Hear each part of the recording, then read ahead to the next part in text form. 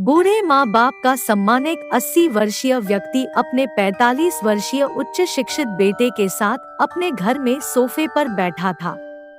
अचानक उनकी खिड़की पर एक कौवा बैठ गया। पिता ने अपने बेटे से पूछा, यह क्या है?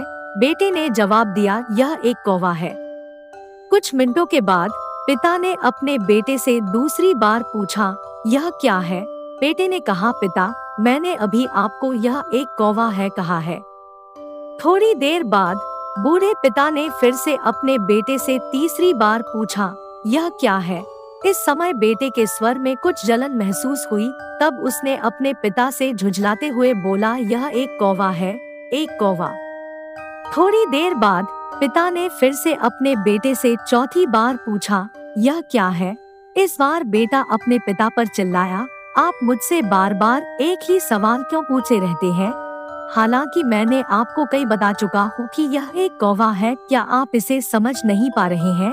थोड़ी देर बाद पिता अपने कमरे में गए और एक पुरानी डायरी लेकर वापस आए, जिसे उन्होंने अपने बेटे के जन्म के बाद से अना रखा था। एक पेज खोलने पर उन्होंने अपने बेटे को उस पेज को पढ़ने के लिए कहा। जब बेटे ने इसे पढ़ा तो निम्नलिखित शब्द डायरी में लिखे गए थे, आज मेरा 3 साल का छोटा बेटा सोफे पर मेरे साथ बैठा था जब खिड़की पर एक कौवा बैठा था। मेरे बेटे ने मुझसे 23 बार पूछा कि यह क्या है, और मैंने उसे 23 बार जवाब दिया कि यह एक कौवा था। मैंने उसे हर बार प्यार से गले लगाया और उसने मुझसे 23 बार फिर से वही सवाल पूछा। मुझे इस बात से बिल्कुल भी चिढ़ नहीं हुई कि मैंने अपने मासूम बच्चे के लिए प्यार महसूस किया है, जबकि छोटे बच्चे ने उससे 23 बार पूछा, यह क्या है? पिता को 23 बार पूरे सवाल का जवाब देने में कोई जलन महसूस नहीं हुई, और आज जब पिता ने अपने बेटे से सिर्फ 4 बार यही सवाल पूछा तो बेटे को चिढ़ और गुस्सा महसूस हुआ। इसे पढ़कर उस बेटे को अपने किए गए व्यवहार का पता चल गया था, जिससे चलते अब वह मन ही बहुत शर्मिंदा हो रहा था। शायद उसे अब किए गए अपने बूढ़े पिता के प्रति व्यवहार पता चल गया था। इसलिए यदि आपके माता पिता जब बुढ़ापे में होते हैं, उन्हें न तो पीछे छोड़े और न ही उन्हें एक बोझ के रूप में देखें, बल्कि उनके साथ एक दयालु शब्द बोले, शांत, आज्ञाकारी, विनम्र और उनके प्रति दयालु बने। अपने माता पिता के प्रति विचारशील रहें।